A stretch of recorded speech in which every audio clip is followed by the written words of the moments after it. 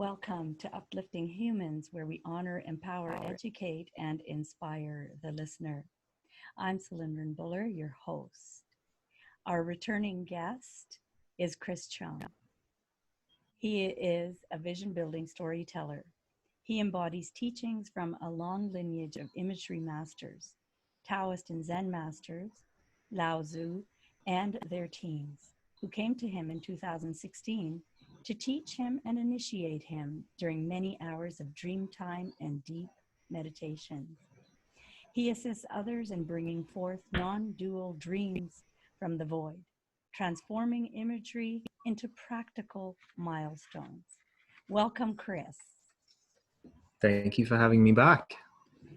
It's exciting. It's amazing that I have been able to be in touch with you, because you are able to clear so much confusion around so many different topics, but also to share your journey with us.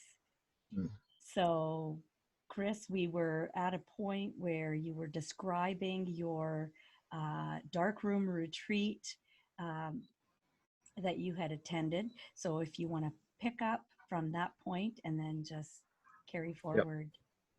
Yep. Okay.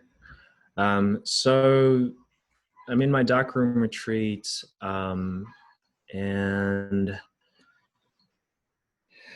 third day is when I begin seeing things, having this deeper sensation, because a lot of the fears about being in the dark are sort of your body and your whole being is just blasting those fears away. Those fears don't make any more sense to you, and they're just being worked. And this is where I begin to embark on this inner journey of reviewing my life, of all my relationships, where I've hurt people, where other people have hurt me, and review it from a perspective of compassion from the heart. Wasn't viewing it from a perspective of thinking about why did they leave me? Why did they break up with me? Why did I break up with them? Or why did this happen to me? Why? It wasn't about that anymore. Nor was it about reveling and stagnating myself in an emotional loop about them, feeling ashamed and feeling shame for feeling shamed, and feeling my pride being hurt, feeling, if something didn't work out the way it was supposed to be, or how I was feeling hurt. It was just letting it come and seeing it, accepting it, embracing it, letting whatever emotions needed to arise, and becoming at peace with that. And so I began the next couple of days really deeply diving into this. And so, what would be in the darkroom, you sort of don't sleep as much. What I perceived to be not sleeping so much, I could only gauge by the roosters outside who were crowing what time it was, or how many hours had passed, because obviously we can't see in that space, and there's no talking. So I'm not talking to anybody. But during dream time, there's a lot of dream time work that's going on. I was encountering my relationships again with my exes, with my family, with my school friends, and seeing it play itself out in what I would call like dream work. And then by the sixth day, on the sixth day during meditation, was when I suddenly saw myself burst into this golden light. Quite literally, because of all the DMT release, I could see what was happening. I burst into this golden light, and everything changed gold. And in front of me, I could see this golden temple. And there was this Buddha-like monk there who welcomed me. He's like, welcome to this space. I now call it the Golden Fountain. But it's as though suddenly I felt not a sexual or sensual orgasm, but it was an upper mind and higher level opening that suddenly just went whoosh, and everything changed gold. And I realized at that moment, I was like, oh, wow, this feels like a really massive, another massive turning point. And it felt like another part of me had opened up. And it was true, because what started to happen was all of this, I would say, knowledge or wisdom, or I would just say it's like golden wisdom, or that's why I say it's called, for me, it's the golden fountain. It's like a fountain of wisdom that comes in, that I would say sounds like Deepak Chopra, sounds like what Osho might say, sounds like what some of the Tibetan lamas might say, sounds like what the Dalai Lama might say, sounds like what the Kobe mamas might say. It sounds like all these people where, you know, we see a lot of memes now, a lot of spiritual memes. Like, it sounds like that. This is the space that is that's coming through. And so I realized that he was another special moment.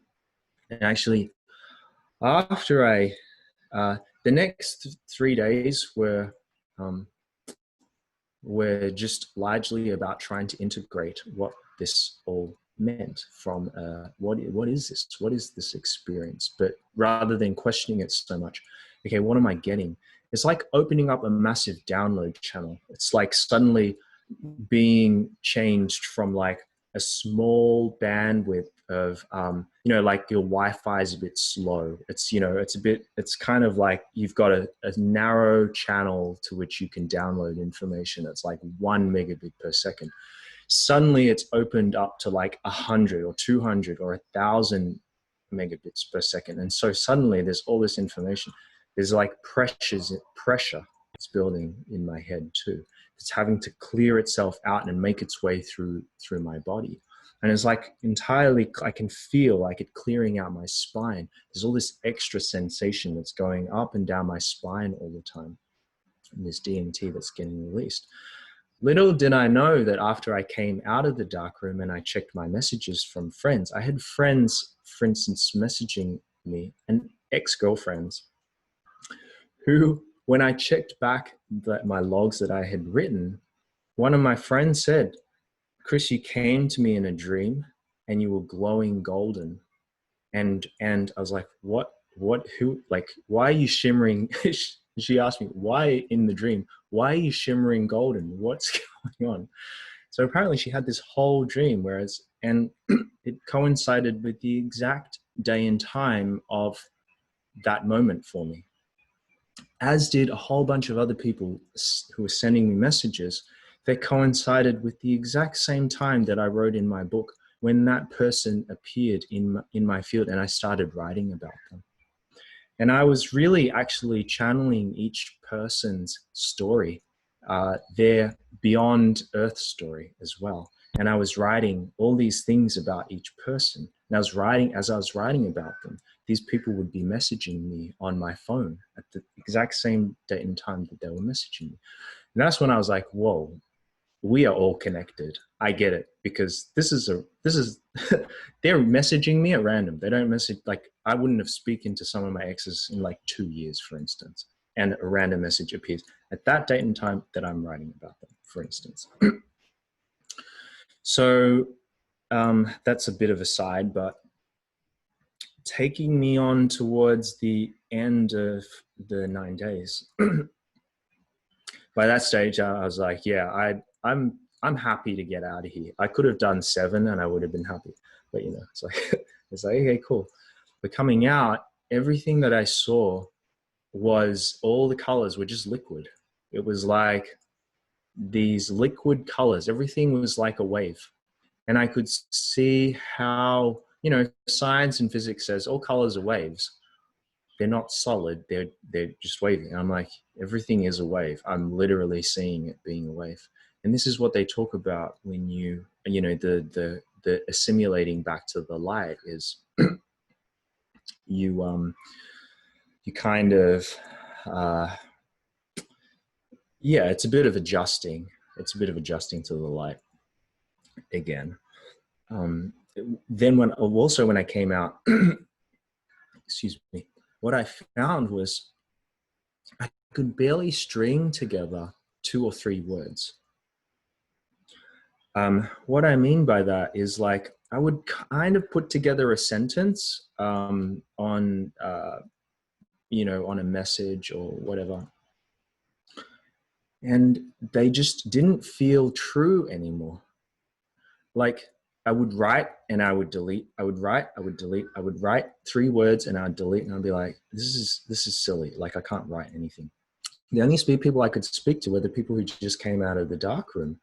I'm like, this is so weird.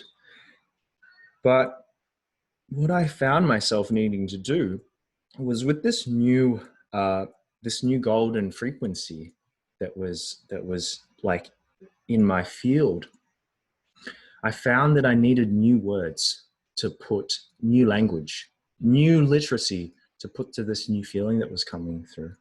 And all my old language wasn't working for me anymore. And so I had to start to change. I had to feel out what was right. And the reason I could speak to all these other people that had just exited the retreat was because a lot of these other people had just had very similar experiences to me. And so we were able to resonate at a different level and find words with each other. And so that was a long process. It was maybe, at least 2 weeks up to, several months worth of developing literacy to these new feelings that were coming through. Well, I can totally understand that the spoken language is so limited, unfortunately, that that we do not have the words to express everything. Right. I just have a couple of questions. When you went into dream state, where did you start? The dream state of my own dream state or the other people's? I've got a really bad cough. Yeah. You said that you went back into time and you went through every single thing Yeah. that you had gone through. Did you go to, like, I don't know, age 8? Did you go back to 16, or did you go back right to when you were in the fetus? I went back to fetus. Wow. Yeah. I went back to fetus and further to the point of before, like I was on Earth. Yeah. So Yeah. was that a choice you made, or was that something that was just happening automatically? It happens automatically. I would say it was mostly about my life right now, as opposed to before this life. But the before this life it was more glimpses of how they related to my current life, themes and patterns that may have played themselves out again. Okay. Yeah. Yeah, I mean, I would probably say that looking back at that experience now and the work I've done since then is just that, like, we're only able to process trauma and conditioning and the like to the extent that we can see it. And we can only see it to the extent that we're not numb to it. So meaning, for instance, we will generally go back to states of trauma where we could feel something significantly emotionally unpleasant that was happening with us or with other people. Those naturally come up first. as points of contemplation, points of reflection. The bits that are unseen are sometimes really difficult to bring out in meditation or in contemplation only. They may come out more like, especially what I would call the inner saboteur. So like potentially there's a part of ourselves that, like, for instance, as an example, I might, as a child, witness, not be bullied as much myself, but witness other people be bullied for, like, let's say, being called names. Oh, you're such a geek, blah, blah, blah. And being named all of these, derogatory, shameful things for how, being smart or not being able to play sports with a great deal of coordination. That event we might not necessarily consider traumatic for us emotionally. We may have numbed ourselves out to it, but we may develop conditioning about, okay, I shouldn't make myself appear like such a geek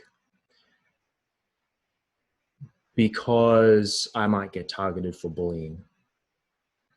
And so that might not necessarily be a very prominent event to go back towards, to consider, but that may form a current of behavior that may act like in the inner saboteur, like the undercover agent, that kind of every time you want to do something that seems like extraordinarily intelligent and, like, let's say, geeky, there is this part of ourselves that just holds us back a little bit, just a bit. And it's this air of mediocrity.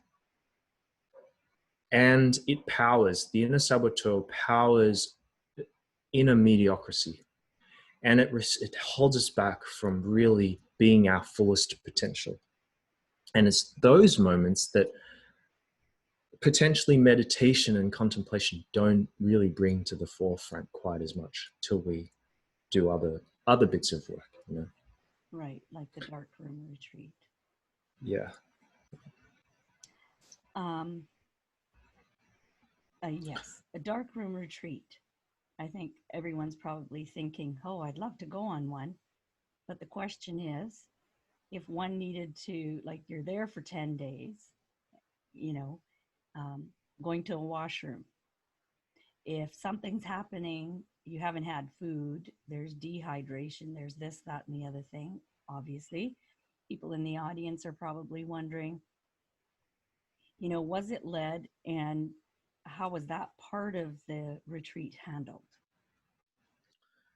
I would probably have said it's like a 5 or 6 star dark room, because we had air conditioning, we had beds, we had shared rooms which had its own, bathroom and toilet. So although we're still in the dark when we're using the toilet, when you're not eating, you don't really have to use the toilet to poo so much. I mean, still the first couple of days, I had to learn how to wipe my bum. Is my bum clean? Yes, those yes. types of things. But there's still the shower, and there's a bath inside. You just have to figure out how to use it without any light. Okay. So the bathroom and that was all handled. There was air conditioning. Jasmine, she would lead maybe 1-2 meditations a day. And so if anyone had any serious concerns, they would be able to raise them. It felt very safe through the whole process. But I think, I mean, if you've got a big fear of the dark is not going to feel safe for you. So some people who were there were really literally there to overcome the fear of the dark. And it's like, I don't know if that's the best thing to do, like a deep dive of 9 days with no food, just in the dark because you're scared of the dark. I think that you sort of need to have had, or it's a good practice when doing any deep dive like that, or plant journey, that you have an internal process that is used to working on different emotions or trauma that might arise. That you've cultivated to some extent a process with being able to come to acceptance with all that arises. This process of surrendering, this process of vulnerability, that, you know, some fears arising, and you allow that space to breathe. You allow the space for the fear to breathe. Some shames come in. You allow it space to breathe. And you find some acceptance in that. You don't push it away, because otherwise, if you push it away, it's going to keep coming back at you harder and harder through the 9 days. There comes a point where you have to come to acceptance with that. Yeah. So that's great. That's a great explanation. So I think those are the questions that I had. That's wonderful. The sharing of your dark room retreat. And then Chris is back on his horse again, off to the next big event. Yes. So I was still working in corporate, in finance, for a multi-billion-dollar gambling company. And I was still, you know, in charge of all these people, as I had, you know, whatever, I can't remember, 10 to 15 people who I was looking under as part of my team. And here I was, this person who's just gone to the dark room, fasted for 9 days, had heart orgasms. You know, do I share this with people? What do I do? How do I approach working in corporate life? What does this whole thing mean to me now? Like, what do I do? Am I supposed to quit my day job? Like, how do I integrate all this? That's the biggest question. How do I integrate all of these experiences now, and not always just shock the living daylights out of everyone that I'm seeing? And, you know, I think that one of my biggest strengths is that, as I think is with a lot of men, we tend to be okay with playing the hero. We tend to okay with being on the hero's journey. Like, and if we need to take the courage to just die, or for an old persona or an old version of us to just die, we have like an ancestral practice of like being okay with being the hero. So I was okay to go back into corporate and say, yeah, I just had this like crazy, you know, 9 days of this, whatever it is, experience. I was still processing it, but, you know, yeah, it was profound, and I'm not entirely sure how I can share it with you. But what I noticed began to happen was not that I would share all of the experiences of meeting this, you know, these golden Buddhas or whatnot, but I would, what I noticed was, because my languaging was starting to change, my whole being was starting to change, how I would mentor or coach or resolve conflict in the workplace was also starting to change. The navigation of especially conflict was dramatically starting to shift. What would be potentially like, let's say, a lot of managers and leaders are put into, you know, to these high positions of leadership, and they might teach from like how discipline, like, okay, so it's like, here's our goal, we need to achieve this goal, how are we going to achieve them, and what are the behaviors we're going to do to get my staff to be disciplined enough in reaching this goal. And they might be really stretch goals. I mean, they always are very stretch goals. The how, like how, and most people actually default to, especially in times of stress, and especially in times of high pressure and anxiety, is they will default to how their parents disciplined them. And so they begin to bring their childhood disciplining trauma into the workplace. And I was seeing that so much more and more. I was less aware of that before, but I was so aware of it now. Fear, just the threats, the shame, how, you know, the shame of under the performance, the threat of losing your job, the disgust of not being with the team, being an outsider, blah, blah, blah. All of this sort of stuff, I was really seeing it. So, I sort of decided to shelter my team out a little bit. And I sort of took the brunt of a lot of the force. But at the same time, I couldn't help but notice myself just sinking, and then having to pull myself up, sinking into, like, not back into depression, but it almost was. It was like it's like the stickiness. It was just, there's this stickiness and having to come out of this motivation. I still noticed that I would struggle. Hang on, I should not say I noticed. In hindsight, I noticed that I was still struggling with words around my feelings.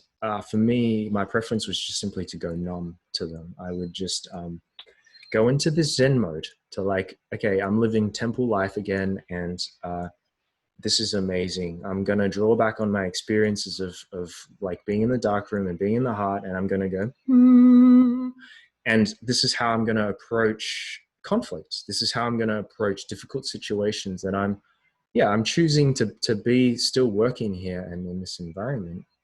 But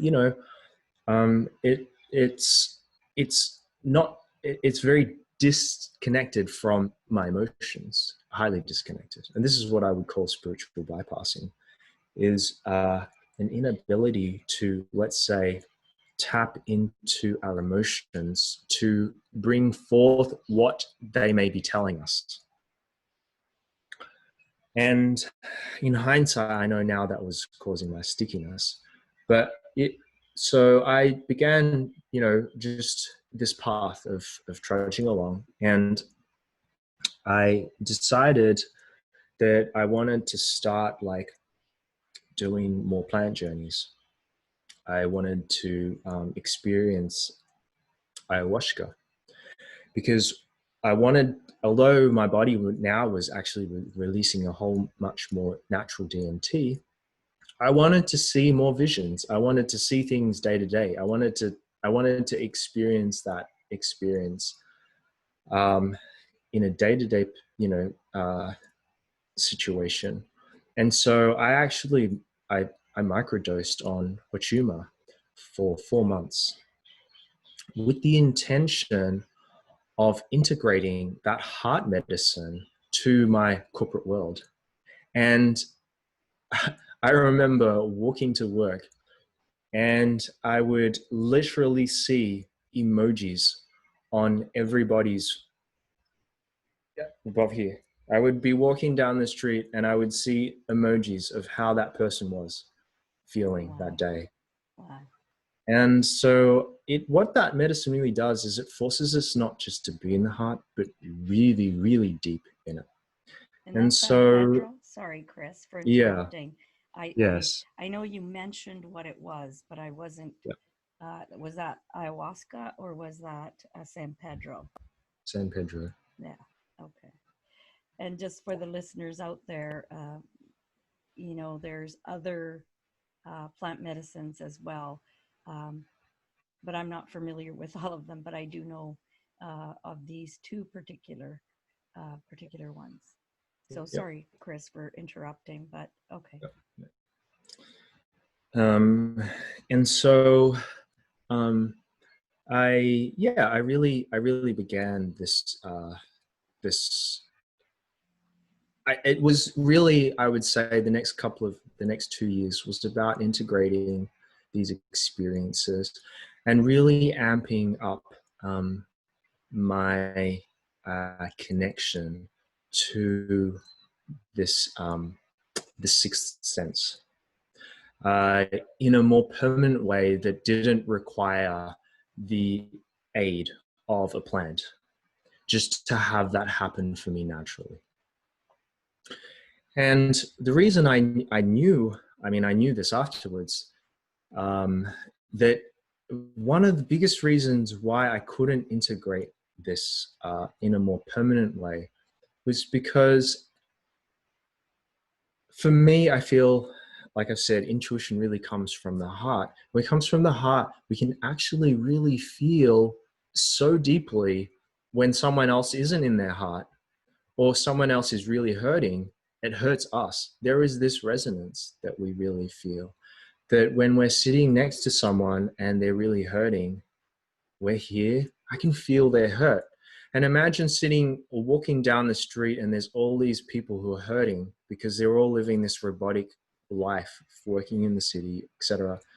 Just like, I just feel this depth of pain from all the other people. I feel this depth of pain from everybody. I feel this depth of pain as I'm walking and I'm sitting in the office and I'm sitting with all these people. And it's this sensation of feeling a depth of pain from my heart that also enables a very, very deeper level of compassion for our fellow humans, for each and every single individual. Yet it's initially a very unpleasant experience, but now I realize it's this very experience of experiencing this deeper and deeper and deeper and deeper pain that just can totally blow us open to feeling more alive and feeling even more bliss. I know now that, like, for instance, shamans who control the weather, who do all sorts of mystical things with bushfires and tornadoes, what these shamans are actually doing is they are steering, they're connecting with the tornado through their heart. And the tornado, for instance, is holding a great deal of pain. And actually where it's riding to is like, it's trying to eat up. It's like this gobbler of pain. And for the shaman to connect with the tornado, and its pain center through his heart, the shaman must be able to feel that deep level of pain. And not, if we're not experienced in that deep level of being able to feel another's pain, it can take us to places of like heart attack. It can take us to places where it's literally heart attack is where it can take us to, that pain in the heart. And so I realized for me, it was this practice. I was learning to open up to, it's like this urban shaman. I felt myself like walking through, feeling all of these people, not necessarily like feeling any need to heal them or show them something different. I was just experiencing this for me. And so what happened after this? I was working on this sixth sense. I decided to go into my second dark room. I was like, okay, this dark room experience, I loved it so much, I'm going to do it again. So I decided I'm going to do this again. The second time around was a very different, different just in the way that how deep it went. I knew what to expect now. The moment the lights turned off, it was almost as though it was like welcoming an old friend. I could navigate the place very, very freely, very easily. I could, stand up, walk, etc. And immediately, what I noticed was the DMT release, the natural DMT release, was already all there. So I was already not doing any more microdosing of plant medicine, not doing anything external, but just myself. And so, like by the first day, the very first day, this is when I started to be approached by Lao Tzu and his team. Initially, I didn't know who these peoples were. And I had studied a lot of, I'd say studied, but I had listened to a lot of Alan Watts speaking. And Alan Watts has incredible literacy to the Eastern arts, the Eastern mysticism. And for me, it was like I knew what he was saying. to be true. And this was a resonance that was, becoming embodied. So I had a lot of languaging already, a lot of literacy to understanding Taoism and all these different Zen practices. And I found these beings, Lao Tzu, these what I would call like immortal masters, coming to teach me during waking moments and when I would be asleep. They would show me their lifetimes, and they would show me where I was still anti-dark. I was still very, like, whenever something like that I would call like evilish or dark or whatever would come by, I would become antagonist. I would become sort of like get away. Like, no, I need to destroy you. I need to conquer you. And they were showing me this, and they were demonstrating to me in different ways, in their own way, through feeling, just massive downloads of feeling, alignment, to find what I would now call the middle way, the middle path, the path of neutrality. And so they would come and teach me all of these different concepts, these elements, these things, and then the Zen masters would come and teach me. And so this process went on for 9 days. 9 days of this deep dive where it's almost felt incredibly natural, and incredibly enlightening. And by the end of those 9 days, I still realized that I was no longer attacking the dark. I was no longer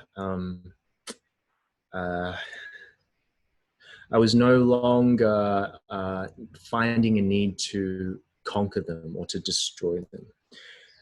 I was still numb to it, but they said that the lessons would continue. And so this process continued. Then as I came out, it was again a much easier simulation to the light. It was like I was just it's just like this natural flow. It's like, oh yeah, you can just spend all this time in the dark and you just spend all this time in the light. After this is when I met my ex-girlfriend, whose stepmother was a psychotherapist.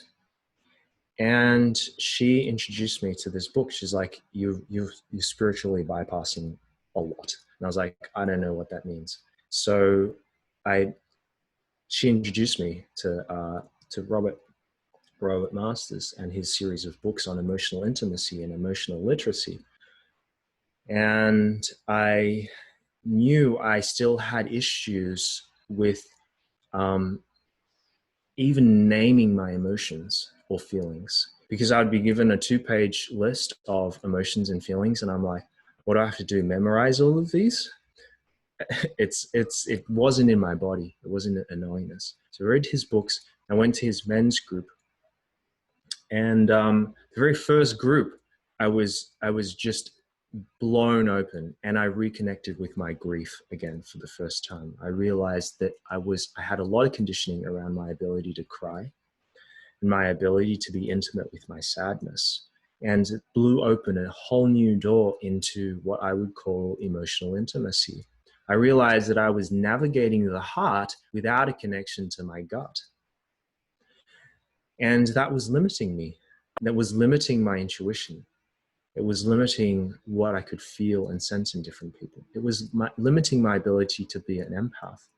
And I was in this process, actually, that I become aware of the different personas that I was playing out as a coping mechanism to like the corporate world. And I would become like this chameleon in different places. In new social settings, I would become a different chameleon. In another place, I would become a different chameleon. Yet all still in my heart. But I was playing out different acting roles. It wasn't really true because I wasn't fully connected to my gut. I was spiritually bypassing it. And so I began this deep dive into doing this emotional work. And it was this deep dive that I was faced with the choice. Do I give up this persona, right? Or these personas that I play out at work, or do I truly live them? And So I decided, again, the hero's journey. Sure, I'm gonna let go of the persona. I'm gonna talk about feelings. I'm gonna talk about emotions. And I remember the first time being back at work, and there was like literally almost a fist fight breaking out in the room. And I remember taking these people into the room, and I said, "This is how I feel. This is how I feel about this situation." And I got really vulnerable with my feelings. And I said, I feel like, there's a great deal of tension here, and I'm feeling a lot of frustration and, anger and angst and blah, blah, blah, blah, blah. And what I noticed about the room and everybody in the room was there was just this softening. Here's a guy who's just, taken, we're frustrated to each other, and we're just taken aback by the openness and the vulnerability, and by this person walking beyond their edges, saying how they're feeling. And really, all this angst is caused because people are not recognizing that we're actually just humans feeling and in this space. And as I navigated that situation and I felt the whole room softening, um, later on afterwards in the day, people came up to me and were saying, what did you say to them? Like, how did you navigate this? Because they're like, they almost feel like best buddies right now. They're working so well together, but they were almost in a fist fight this morning. And I was like, yeah, I can't believe I walked in here. It was like, how long were they going for? They were already going for about 10 or 15 minutes and no one intervened. I'm like, what? How does, how does this happen? How does an office allow this to happen? And that's when I realized, wow, the power of vulnerability, the power of actually having words to our feelings, to be able to name them, to be able to call them out is such a powerful thing, even in a workplace scenario. Yet we are so conditioned to shame expression of that, you know. I had stories of like, uh, many men shaming women for expressing their feelings and their emotions in the workplace. Well, and again, You it goes know, back to society, right? It gets it goes back to society and what society has classified as acceptable or unacceptable.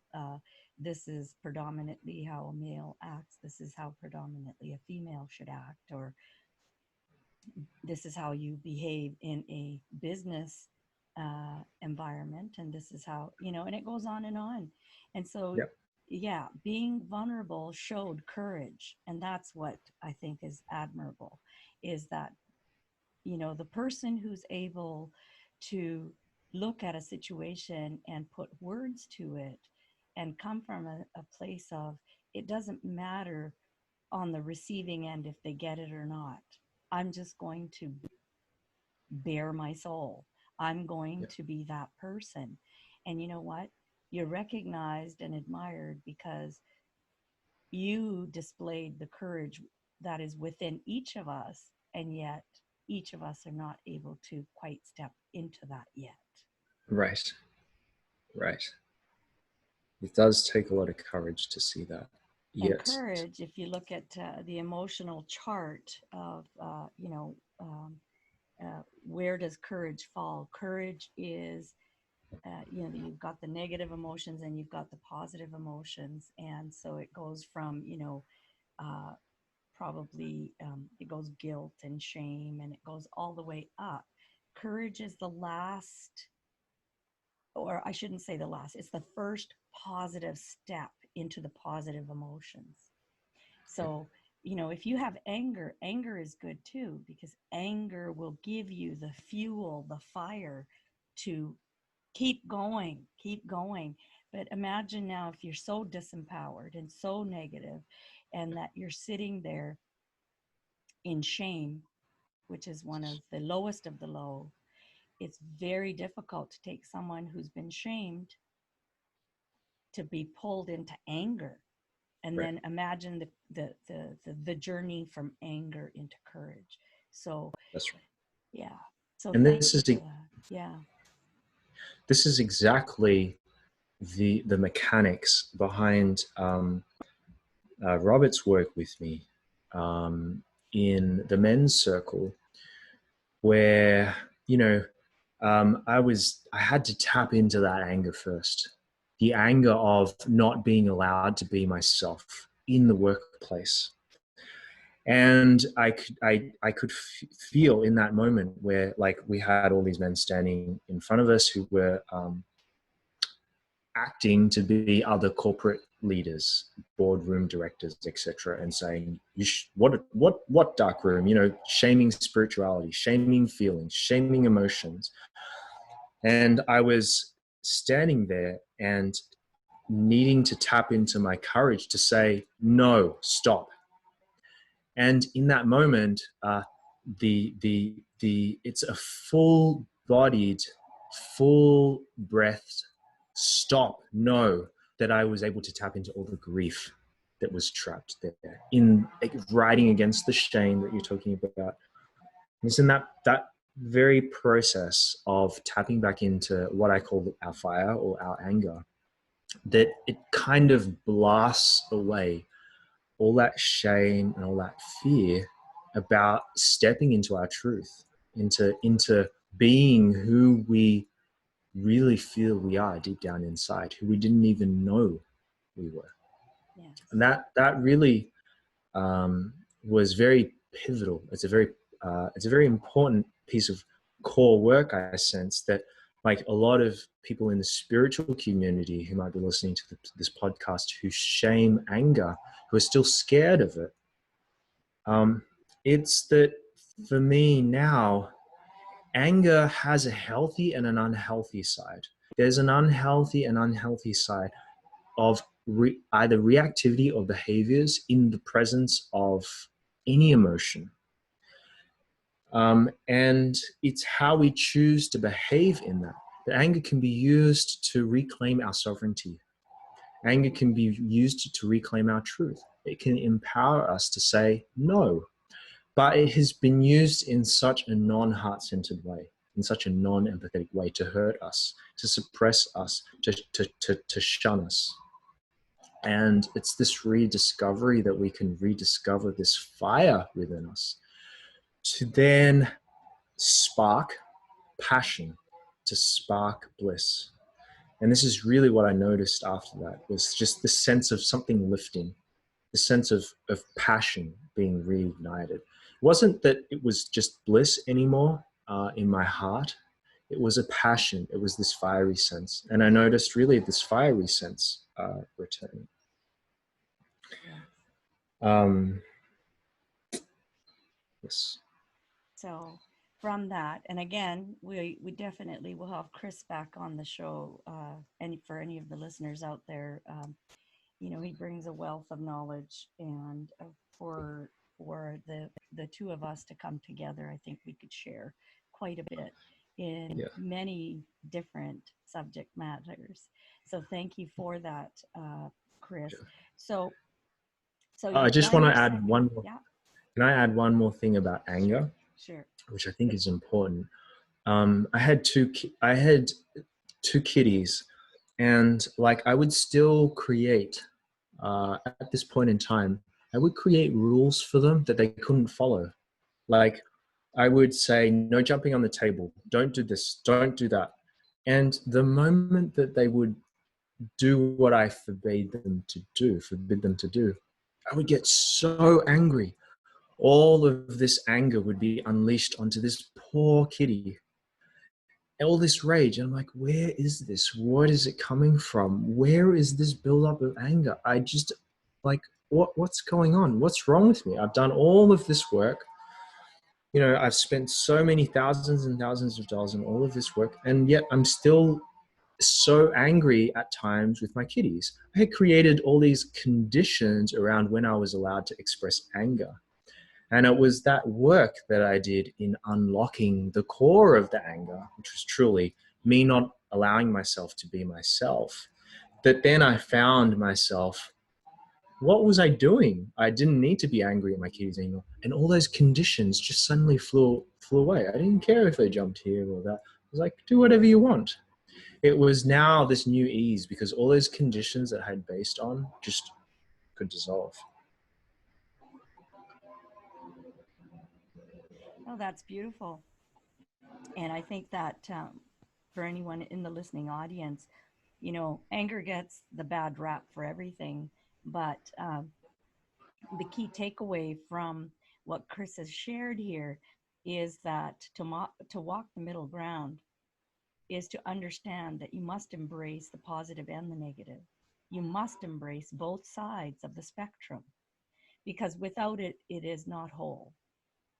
You have to have the yin and the yang, just like a, a car battery. You cannot charge a car battery without the alternative, right? So you've done two workshops in the retreat, and then you've started to make real headway into the corporate world. Yes. Now I was making headways into emotional intimacy, and connecting it all with my heart, with my mind, with my sensual and sexual being. Um, Not shaming any of this, any of what our common culture would shame in the sensual and sexual space. So I was exuding more sensuality and exuding more sexuality, just able to be more about myself. And so it was with this that I began navigating all my new relationships, continuing to do more men's groups with Robert. Really, I found helped me to integrate all of this information. And through this, I began this starting to run emotional, I called them emotional intelligence sessions at work. So started to run now. This was when I started to really transition now into a space where I feel I could share back now, share back some teachings, share back some of my journey, and help others who feel a resonance with my story and my transition. What I did, my learnings, my lessons, and just to shine a light on that path, right? And you know, I think all the way up to doing professional training with Robert in his psychosomatic type work, to a space where eventually I was able to transition. I felt the courage to say, "Hey, I want out of this business now. I don't know what lies ahead of me. I had no idea." It was actually on a deep dive with. Um, with the San Pedro plant, which I hadn't done in a very long time. It was a dear friend of mine who invited me to this journey. And I went to do this journey and it said, okay, are you, and the divine said, are you ready, Chris? Are you ready? Are you ready to see what's going to unfold here? And I was like, okay, I surrender with a little bit of resistance, but just a lot of courage. I surrender. And then he showed me what would happen. I'd quit my job, you know, all these things would unfold. And surely enough, they did. And I met my beautiful wife 2 weeks afterwards. And it's, again, another very synchronistic meeting. Her stories And what year of is this traveling. now? What, sorry for This interrupting, is, but what year? this is in 2017, I want to say, how we met and how we engaged.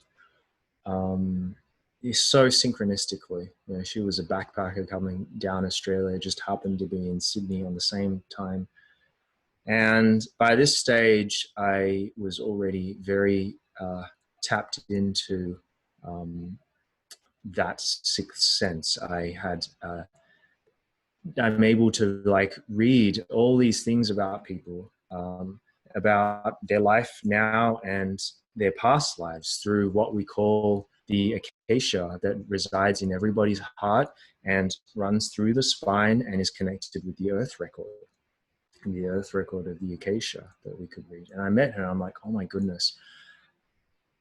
Like, I have so much to share with you, because I recognized this person was really important.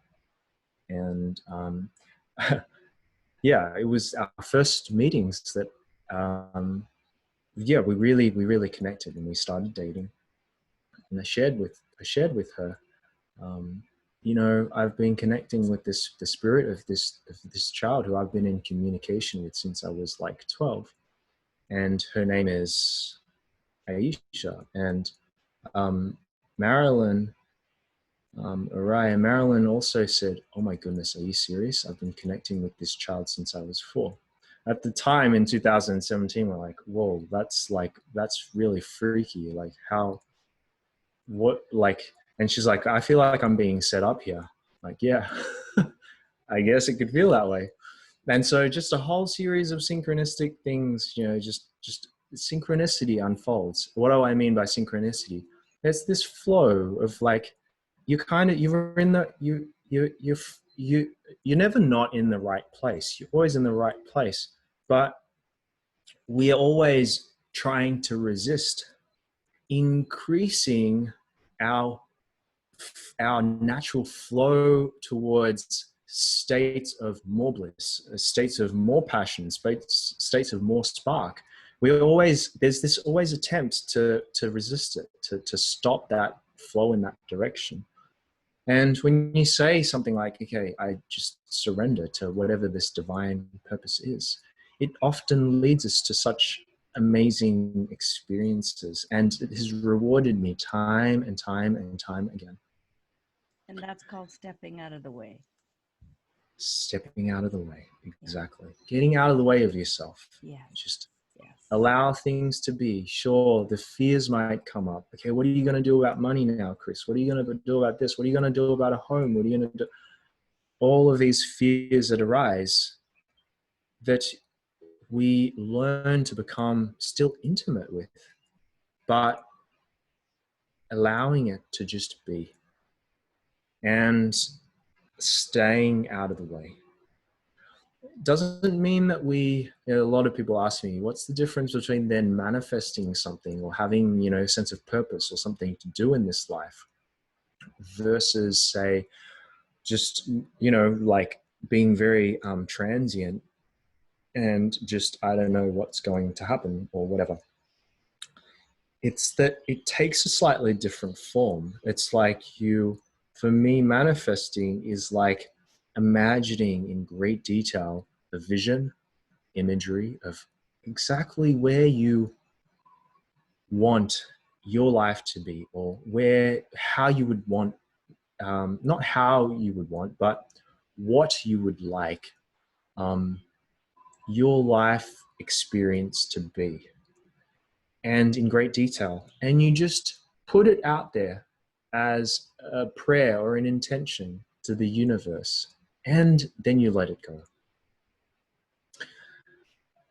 I have found that is for me, the most effective way of really bringing into your life all the magic that you would want from a dream. And the thing is that we don't get a say in is how that happens for us, the how. But so often we want to control that. We want to control the way that it happens. Oh, I don't like this. I don't like that. You know, and I call it a bit of a detox process. I didn't know I would end up in Kauai. I didn't know, I didn't know all these things. But I put a vision out there that was just, I want to continue this path of bliss and sharing of passion. I just want to continue that. And this is what life has led me to. I want to live in a beautiful, peaceful, harmonious space. That's what. There you go, universe. Okay. And that's beautiful. And so, Chris, what else can we expect from Chris moving forward? Um, the so on 444 of this year, um, I was very firmly told, guided to come in resonance with really going a lot harder in sharing um, my story, sharing the story of the original Lao Tzu and Zen lineages with the world, because we are in such extreme contrasting playing fields right now. We really need a side of neutrality, one who has lived light, one who has lived dark and has embraced it all, to come to a point of neutrality, to come to the middle way, to help to balance the scales out a little bit. And normally the neutral side, so like when I see this picture, like there are like team light, there's team dark, and there's team neutral. And you know, I could go into a little bit of history that maybe, I don't know, maybe a lot of people don't know. This is my perspective. You know, I see like this galactic council of 12. I see what should have been like 4 light beings sitting on the council, 4 dark beings sitting on the council, and 4 neutral beings sitting on the council. Over some period in time, the neutral beings were all kicked out and replaced with dark. And so this has been this game of dark fighting light, dark fighting light, dark fighting light. Oh, dark is winning. Oh, hang on, now the light side's coming back and now they're winning. So all these different races have been sort of fighting themselves, and the neutral have just sort of been like, you know, fence sitters, right? Not generally engaged. We're back on the council now, and so there's 444, but there was still not so much engagement. It's always been just needing to balance the scales a little bit. That's the type of the role that has always been played. But now it's on 444, especially was when I was being guided. It's time to go to work.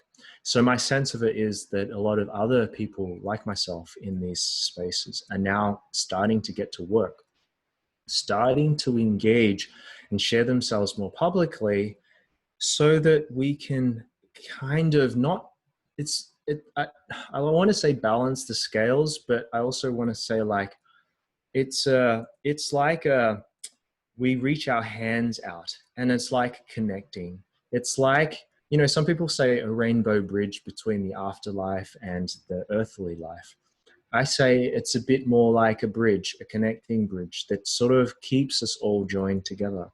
Because right now, at this time, I sense like this really great precipice of like all of this negativity, all of this what is like what I would just simply call the dark agenda and the light agenda. And we all have agendas and they're very polarizing. We have like a narrative that has always been there, a global narrative of like what mainstream media has told us is the truth.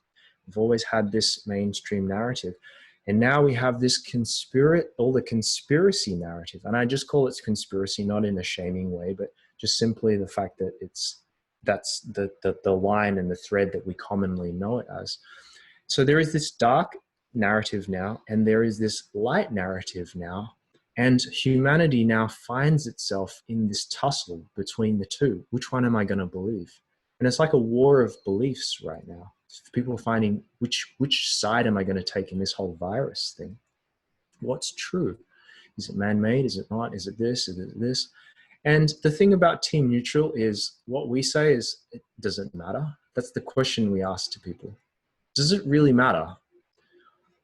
Are we really wanting to engage in the drama again? Which feels like we've done it for so long, so long, right?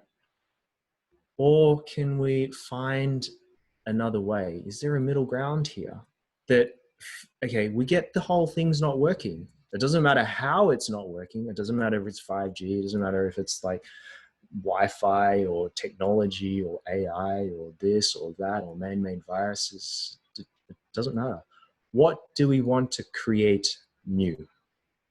Because it's a choice point. What do we want to build new?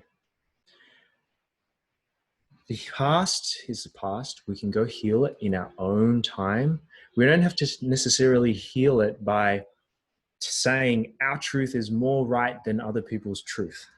We can heal it by going inside of ourselves, by saying, what's making me feel this way? What's making me feel this level of disgust towards this person, this level of anger towards this thing, making me feel so activist like about saving the animals, about saving our planet and climate change, all these different activisms. It's not that the purpose is misguided.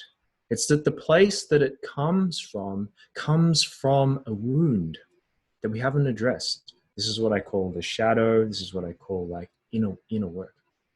And this is really what I'm really focused on sharing right now, is a community or a tribe of people who just want to build something new. And so, Chris, if somebody wanted to get a hold of you, if you can share with the audience once again your website address, and if they needed to, how would they get a hold of You can find us on kindtrainer.com, and you can reach out to us there. you? Wonderful. Well, Chris, as the audience has probably already understood, you are one amazing and magnificent being. And we are so, so fortunate to have had you here. We are definitely going to have you back because we want to get into the men's circle, the emotional work that you've done, because I think that that would be amazing to bring something on board. And then maybe we can set up something which is actually more participatory so that people can actually, uh, Yeah, have a live session with you, which yeah, is, I think, fantastic. that's amazing, because you know what, now is the time. And I love the idea that you are moving forward from that place of neutrality, because you know what, that place of neutrality is so needed, and it is the way forward. Totally agree with you. And on that note, to the audience, I'm Cylindrin Buller, your host of Uplifting Humans, where we honor, empower, educate, and inspire the listener with real stories and expert advice. Thank you.